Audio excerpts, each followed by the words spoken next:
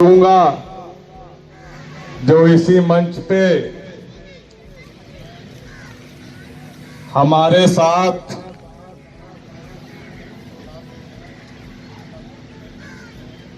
एक आवाज में सहयोग किए थे कि वेतन कटेगा आपका तो हमारा भी कटेगा, आपका सस्पेंशन होगा तो हमारा भी होगा, आपकी बर्खास्तगी होगी तो हमारी भी होगी।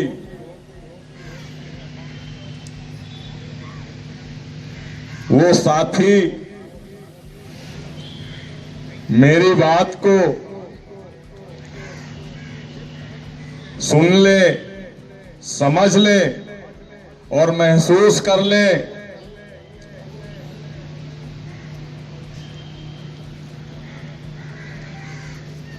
आप लोगों ने जो साहस देकर, हिम्मत देकर,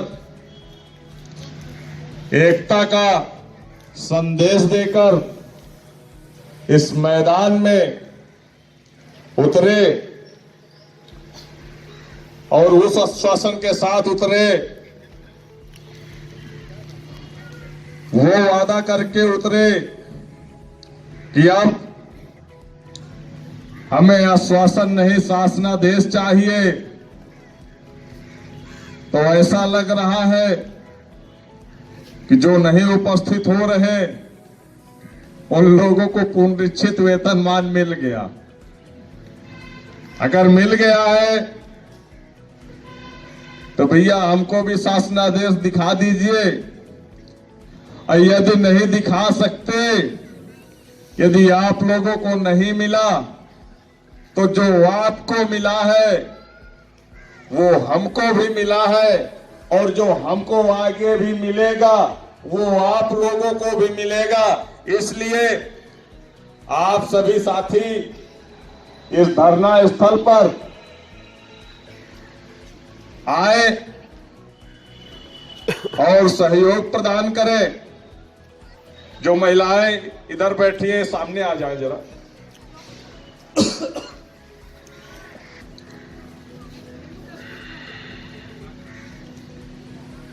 आज 33वां दिन है इस धरना स्थल पर बैठे हुए हैं और ऐसा महसूस भी हो रहा है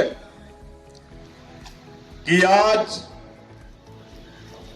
उन 32 दिनों में 33वें दिन अधिक ठंड है।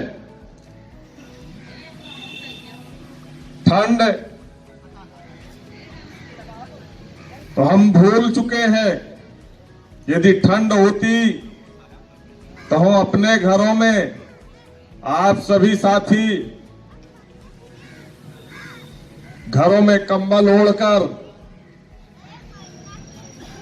आग जलाकर हाथों को सेक रहे होते, लेकिन हम उन साथियों के लिए भी संघर्ष कर रहे हैं जो घरों में कंबल, आग का अलाव जलाकर अपनी सर्दी को दूर कर रहे हैं।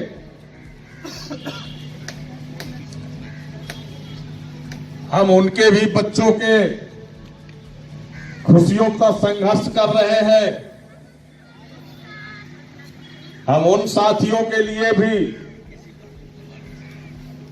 संघर्ष कर रहे हैं जो साथी हमारे बीच नहीं रहे।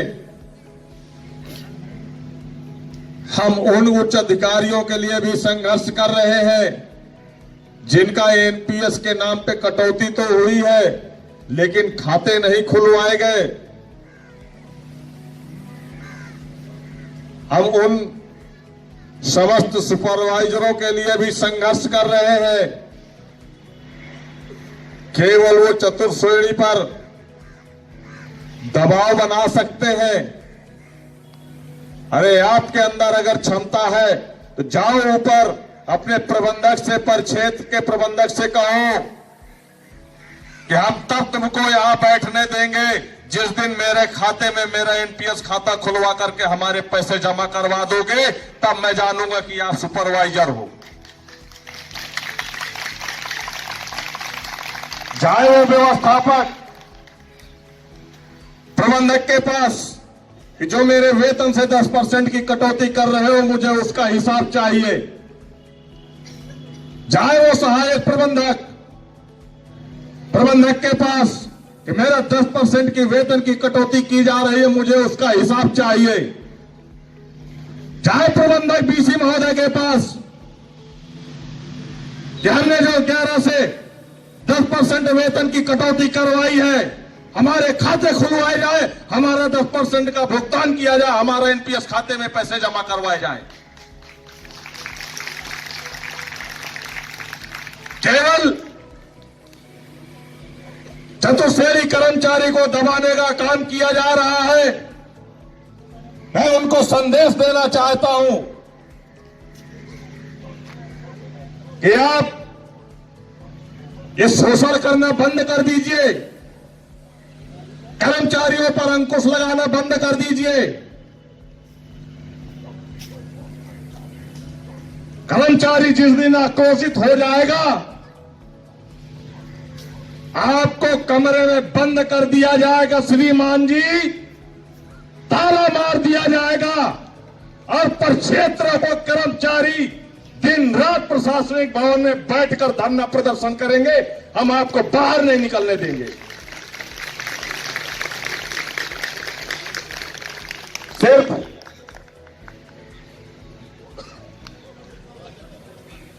सिर्फ कर्मचारी अगर रुका है तो सिर्फ कहने पर रुका है। अनुशासन के दायरे में रहने के लिए कहा गया है। जिस दिन कह दिया जाएगा आप लोग स्वतंत्र हो, उस दिन आप अपने घर नहीं जा पाएंगे। श्रीमान जी, आपको ताला बंद कर दिया जाएगा, सारे प्रबंधकों को बंद कर दिया जाएगा एक ही कमरे में, सारे सहायक प्रबंधकों को बंद कर दिया जाएगा एक ही कमरे में, सारे व्यवस्थापकों को बंद कर दिया जाएगा कि अब फोन करो बीसी महोदय को, नियुक्ति प्राधिकारी महोदय को फोन करो, स्मारक समिति अध्यक्ष महोदय को फोन करो कि हमको निकलवाए यहां से आकर के, नहीं इनके खाते खोल दिए जाए। उस आश्रित परिवार को भी सेवा का लाभ दे दिया जाए जो आपके एक इशारे पर माननीय प्रधानमंत्री महोदय जी के आगमन पर आईजीपी में कार्य करने के लिए मौखिक तौर से उन कर्मचारियों को निर्देशित किया गया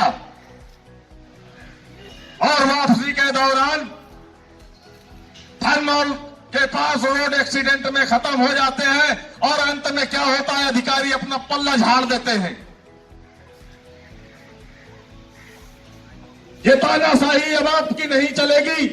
आपको जिस भी कर्मचारी को जहां भेजना है लिखित तौर से भेजिए।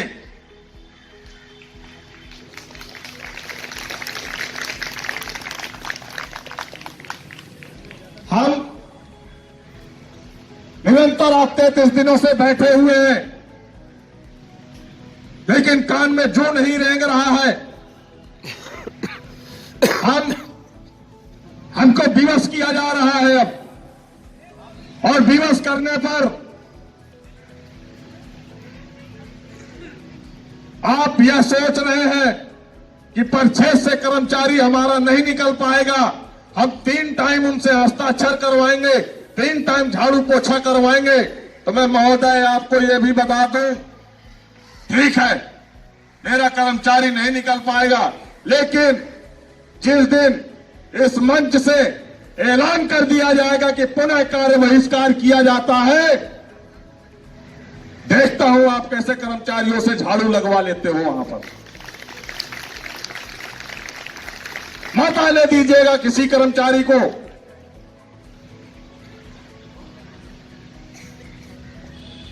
और वो उन कर्मचारियों के लिए संदेश देना चाहूंगा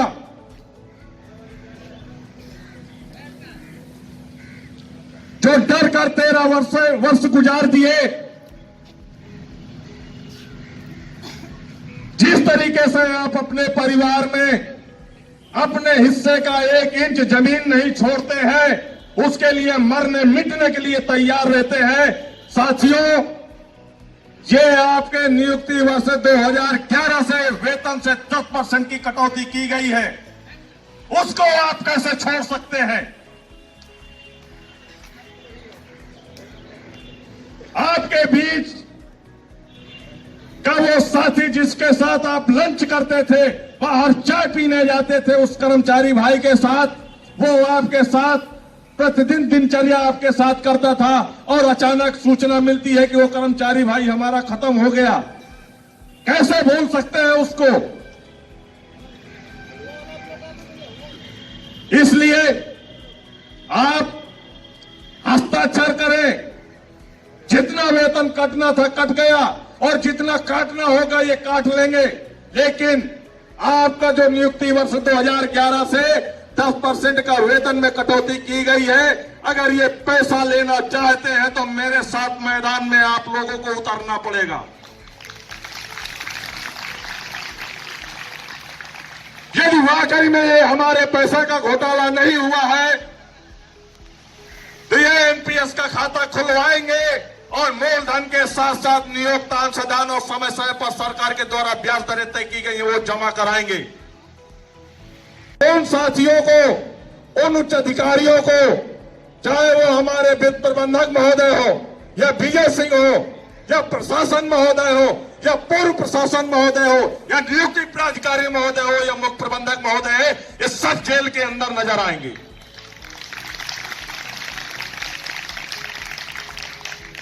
हम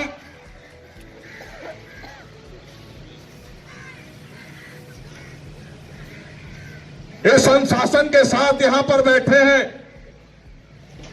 नियम कानून के दायरे में रह करके बैठे हैं, लेकिन अधिकारी अपनी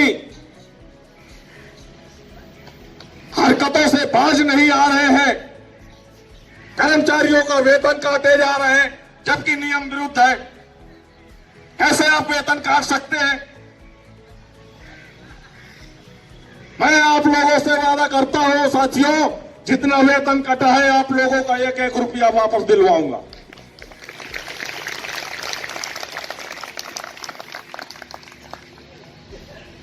बना लिया है ये बाजार के मजदूरों को, सुबह बुलाया, दिन भर काम करवाया, शाम को कहते हैं कि हम 600 नहीं, हम आपको 300 रुपया देंगे।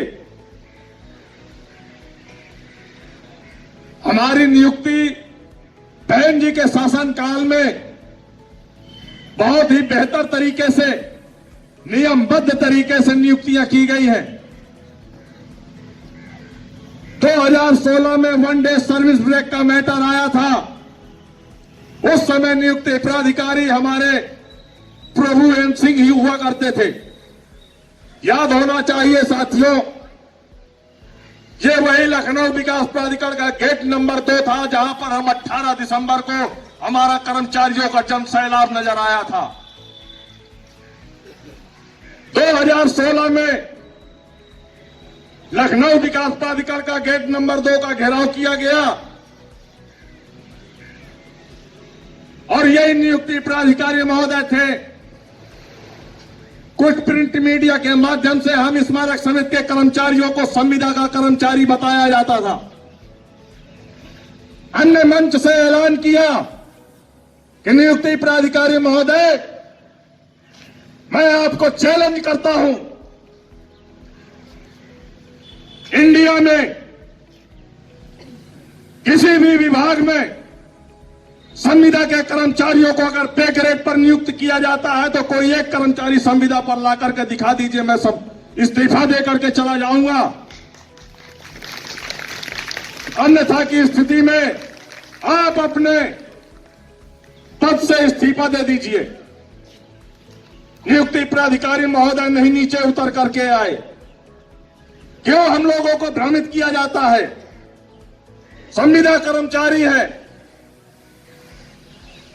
साथियों, आप प्योर गवर्नमेंटेड एम्प्लॉयज हैं। कोई भी विभाग बनता है तो सबसे पहले एक समिति बनता है, समिति बनाया जाता है। जिस प्रकार से आज आपका मलेरिया विभाग है, कभी वो भी समिति हुआ करती थी, कभी आयुर्वेद यूनानी चिकित्सालय जो खुले हैं वो भी कभी समिति हुआ करते थे। किसी भी चीज की उत्पत्ति होती है तो पहले समूह बनते हैं, तब समूह से जन सैलाब बनता है, और जब जन सैलाब बनता है तब माननीय मुख्यमंत्री महोदय बनते हैं। इसी तरह हमारा एक विभाग है, और विभाग भी हमारा कोई छोटा विभाग नहीं है उत्तर प्रदेश का। स्मारकों, पार्कों, उपवनों आदि की प्रबंधन, सुरक्षा एवं अनुरक्षण समिति, स्मारक समिति लखनऊ सबसे बड़ा विभाग है। इस विभाग के आगे लखनऊ विकास प्राधिकरण भी इतना है, इतना छोटा है। सिंचाई विभाग भी हमारा इतना छोटा है, जितना बड़ा हमारा विभाग है उस विभाग के आगे इतने छोटे हैं ये। इसलिए जितना बड़ा विभाग है उतना ही बड़ा संघर्ष भी हो रहा है हमारे साथ, और हम संघर्ष के लिए तैयार बैठे हैं। हम अपने उन मूल मांगों को लेकर के बैठे हैं, जिन मूल मांगों से हम लोगों को वंचित रखा गया है 13 वर्षों से। हम सभी साथियों को पुनरीक्षित वेतनमान का लाभ 2011-12 में ही मिल जाना चाहिए था, लेकिन उच्च अधिकारियों के साजिश के शिकार हमारे सभी साथी हुए। और अगर आज आप लोग मैदान में नहीं उतरे तो मैं वादा करता हूं आप लोगों से, आप लोग 1300 ग्रेड पर रिटायर्ड हो जाएंगे, लेकिन आप लोगों की लड़ाई लड़ने के लिए कोई आगे आने वाला नहीं है। अब अगर हमको मैदान में उतार ही दिया है विश्वास के साथ, तो आप लोग भी उस विश्वास के साथ मैदान में उतर जाइए कि हम तब उठेंगे यहां से जब हमारे शासनाधीश निर्गत हो जाएंगे।